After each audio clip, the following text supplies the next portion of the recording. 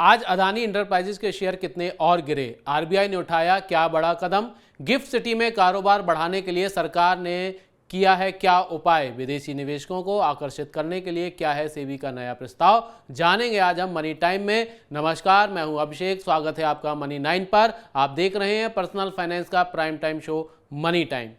अदानी समूह की company Adani enterprises का शेयर आज करीब 26% टूट गया। इससे एक दिन पहले ही कंपनी ने अपने 20,000 करोड़ रुपए के एफपीओ को वापस लेने और निवेशकों का पैसा लौटाने की घोषणा की थी। बीएसई में कंपनी का शेयर 26.5% टूटकर 1564 रुपए पर आ गया। समूह की ज्यादातर अन्य कंपनियों का प्रदर्शन भी लगातार छठवें दिन कमजोर रहा।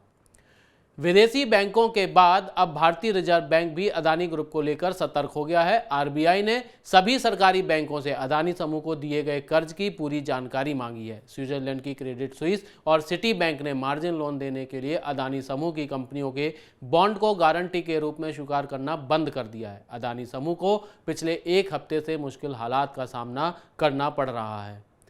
अंतर्राष्ट्रीय वित्तीय केंद्र गिफ्ट आईएफएससी में कारोबारी गतिविधियां बढ़ाने के लिए सरकार ने उठाया है बड़ा कदम। आईएफएससी इकाइयों को पी नोट्स जारी करने की अब मंजूरी मिलेगी। पी नोट्स भारतीय बाजार में लिस्टेड विदेशी पोर्टफोलियो निवेशकों की तरफ से उन विदेशी निवेशकों को जारी किए जाते हैं जो बिना रजिस्ट्रेशन कराए भारतीय शेयर बाजार में कारोबार करना चाहते हैं। सरकार के इस कदम से विदेशी निवेश को बढ़ावा मिलेगा। एफसीआई के खुले बाजार में गेहूं बेचने से घटने लगे हैं बाजार में अब गेहूं के दाम। एफसीआई ने 1 फरवरी को खुले बाजार में 8,88,000 टन गेहूं ई नीलामी के जरिए आटा चक्की मालिकों जैसे थोक उपभोक्ताओं को बेचा है। ये गेहूं 2350 रुपये प्रति क्विंटल के आरक्षित मूल्य और भाड़ा शुल्क के साथ बेचा जा रहा है। नीलामी शुरू होने के बाद बाजार में गेहूं की कीमतें घटने लगी हैं। दिल्ली में गेहूं का भाव आज करीब 100 रुपये और टूट गया। पिछले हफ्ते तक 3,000 रुपये क्विंटल से ऊपर बिकने वाला गेहूं अब 2,838 रुपये प्रति क्विंटल पर आ गया है।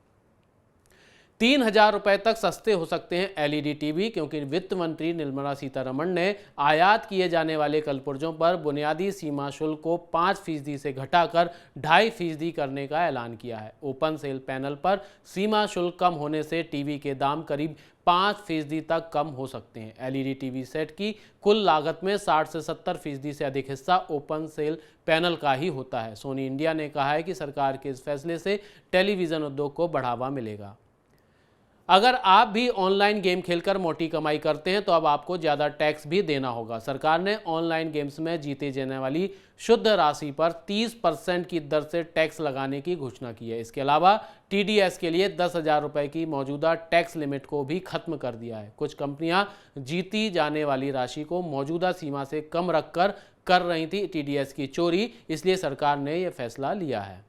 रियल एस्टेट इन्वेस्टमेंट ट्रस्ट यानी रीट्स और इंफ्रास्ट्रक्चर इन्वेस्टमेंट ट्रस्ट यानी इनविट्स अब विदेशी निवेशकों को डिपॉजिटरी रसीद जारी कर सकेंगे। सेबी ने इसका प्रस्ताव रखा है और 21 फरवरी तक इस प्रस्ताव पर जनता से उनकी राय मांगी है। सेबी के इस कदम से भारत के उभरते निवेश साधनों में विदेशी निवेशकों को भागीदारी करने का मौका मिलेगा। वहीं रियल एस्टेट और ढांचागत परिसंपत्तियों के लिए पर्याप्त वित्त पोषण भी सुनिश्चित होगा।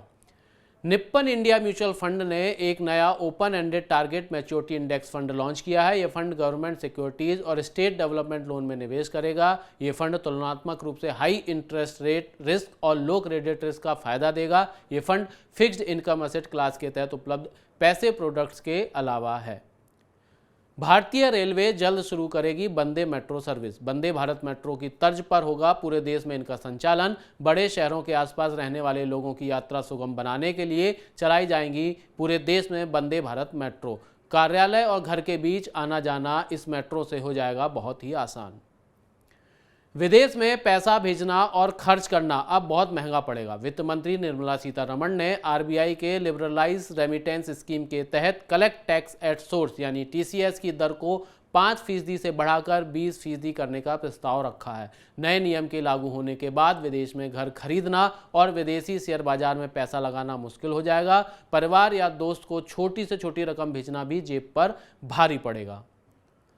रिलायंस रिटेल जल्द ही शुरू करेगी डिजिटल रुपए में लेन देन। रिलायंस रिटेल ने सीबीडीसी के लेन देन को सुचारू और सरल बनाने के लिए इनोवेटिव टेक्नोलॉजीज, आईसीआईसीआई बैंक और कोटक महिंद्रा बैंक के साथ करार किया है। जल्द देश भर में 17,000 रिलायंस रिटेल स्टोर्स पर डिजिटल रुपए में भुगतान को स्वीकार किया जाएगा। इससे सीबीडीसी के प्रसार में तेजी आएगी। कंपनियों में नहीं रुक रही है छटनी। पेपाल, हबस्पॉट और बाइजू ने फिर से कर्मचारियों को नौकरी से हटाने की घोषणा की है। सॉफ्टवेयर कंपनी हबस्पॉट 7% कर्मचारियों की छटनी करेगी। वहीं पेपाल भी 2000 कर्मचारियों को बाहर निकाल रही है। भारतीय एडटेक कंपनी बायजूस ने एक बार फिर 1000 लोगों की छटनी कर दी है। कंपनी धीमी बिक्री के बीच घाटा कम करने की कोशिश में लगातार कर्मचारियों की संख्या घटा रही है। हुंडई मोटर इंडिया ने क्रेटा और अल्कजार का नया संस्करण लॉन्च किया है। ये अपडेटेड सेफ्टी फीचर से लैस हैं। 2023 क्रेटा की कीमत 10,84,000 रुपए से शुरू होगी। अल्कजार में 6 airbag, electronic stability control, vehicle stability management जैसे सेफ्टी फीचर्स दिए गए हैं। उम्मीद है आपको मनी टाइम का आज का एपिसोड पसंद आया होगा। आपको हमारा आज का शो कैसा लगा बताने के लिए अपने कमेंट बॉक्स में अपनी राय जरूर शेयर करें। आपके सुझाव हमें शो को और बेहतर बनाने में मदद करेंगे। अपने काम की खबरों को देखने के लिए मनी 9 के मोबाइल ऐप को जरूर डाउनलोड कर लें। नई खबरों के साथ अब आपसे कल होगी मुलाकात। तब तक आप देखते रहिए मनी 9 के और बहुत सारे प्रोग्राम, जिससे आपकी समझ विकसित होगी और आपको हर चीज़ समझने में आसानी होगी। तब तक नमस्कार, गुड नाइट।